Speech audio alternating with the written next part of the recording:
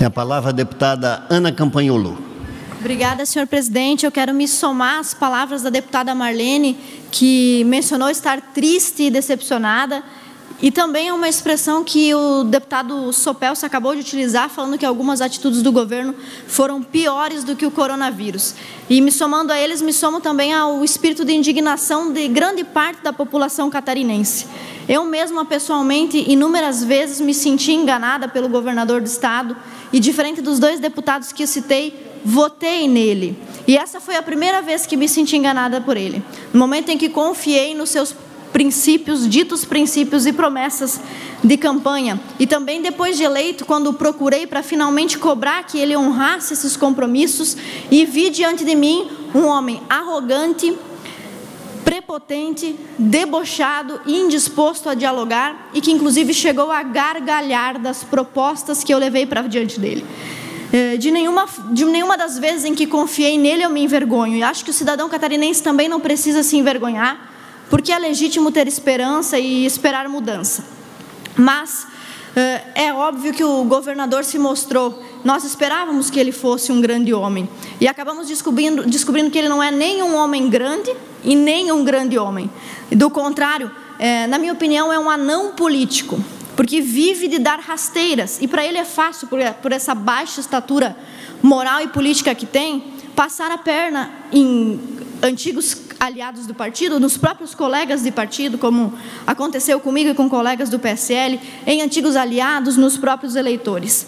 Enfim, no início, os senhores devem lembrar, o espírito otimista que ocupava essa casa. Eu mesma votei favorável em cerca de 85% dos projetos apresentados pelo governador Moisés nessa casa.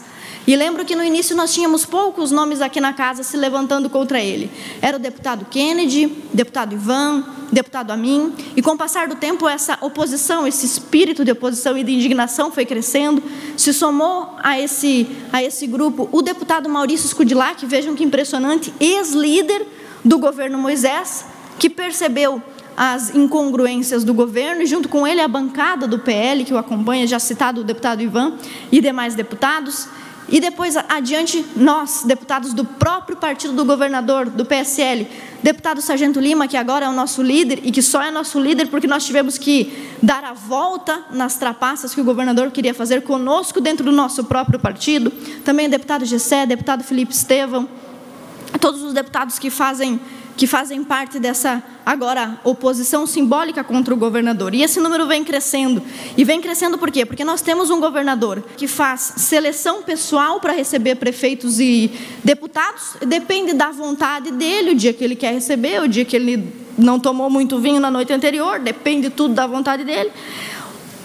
Um governador que se vangloria, diz que não loteou os cargos com sugestões, ainda que técnicas dos deputados, mas loteou os cargos sim com seus amigos pessoais, como é o caso do precoce, muitíssimo precoce, secretário da Casa Civil, o senhor Douglas Borba, impressionantemente precoce. Também é o caso que nós observamos na pandemia, onde ele não soma esforços com esse parlamento, nem em casos graves como o da pandemia.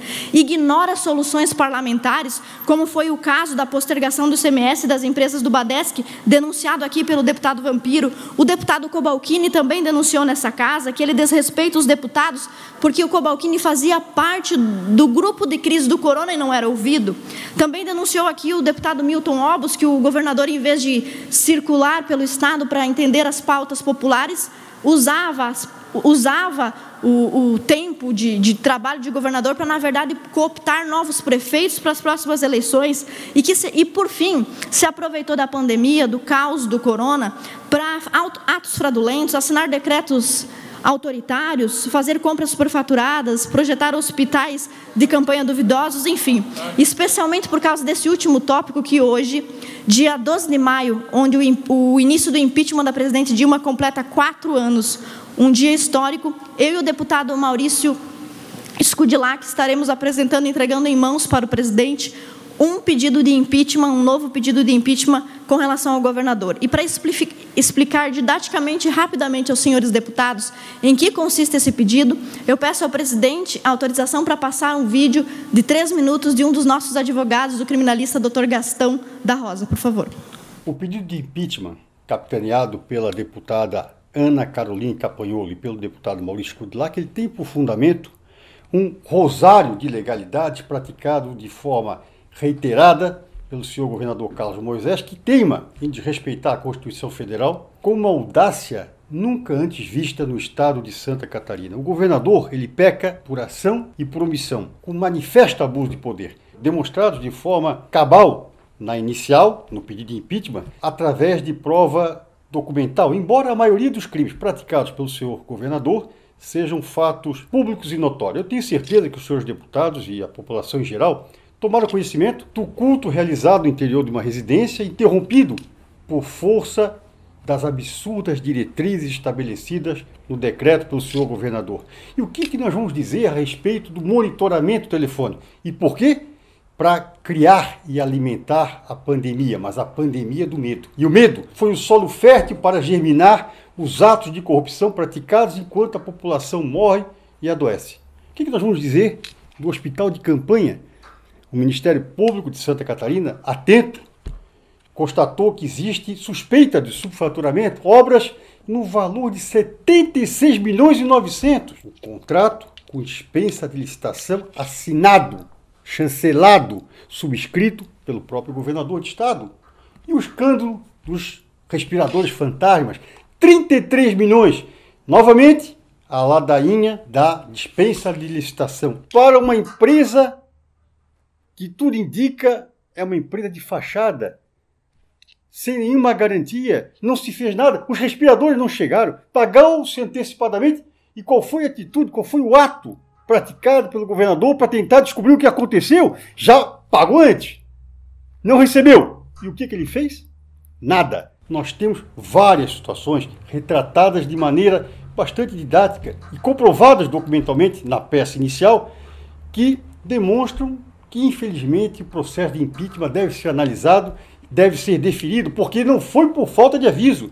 O Ministério Público Federal fez uma recomendação através do Dr. Valmor Moreira, da Procuradoria da República, na mesma linha de manifestações do Procurador-Geral da República, Dr. Augusto Aras, e nada disso adiantou. Não existem meios de frear, de parar, de estagnar esses atos praticados ao arrepio da lei, ferindo a Constituição Federal, tudo tendo em vista o decreto que ora se espera seja reconhecido manifestamente legal e agregado aos outros atos praticados, deem subsídio para que se reconheça e se decrete o impeachment do governador. E em vista disso que foi brevemente exemplificado, nós temos dezenas de páginas de documentos, um calhamaço que está ali na mão do deputado Maurício Scudlac, lembrando, um pedido de impeachment assinado por uma deputada que é do partido do governador e pelo ex-líder do governo dentro dessa casa. Eu gostaria de pedir licença do senhor, não sei se quebra o protocolo, para que nós possamos entregar nas suas mãos, nesse momento, o pedido de impeachment, presidente. Perfeito, sem problema.